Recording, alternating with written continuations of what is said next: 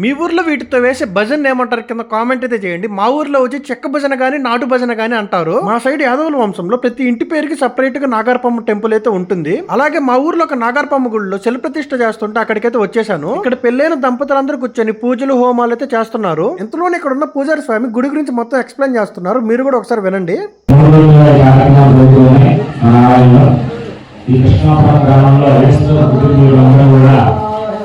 ఒకే మాటతోటి వాళ్ళు ఏకమై ఈ కార్యక్రమాన్ని నిర్వహించారు. వీటిల్లో అమ్మవారి విగ్రహ ఆలయ నిర్మాణం నిర్వహించిన 2 పూర్తయిపోయింది. ఈ ప్రతిష్ట మహోత్సవానికి మనం సిద్ధమైన రేపు రోజున ఒకే ప్రతిష్ట. మనకి ఈ 3 రోజుల కార్యక్రమాలు కూడా 21, 22, 23 ఈ 3 రోజులు కూడా 21వ తారీఖు కార్యక్రమం ప్రారంభం చేశాము. ఉదయం పూట 22వ తారీఖు అభివాసన చేశాం.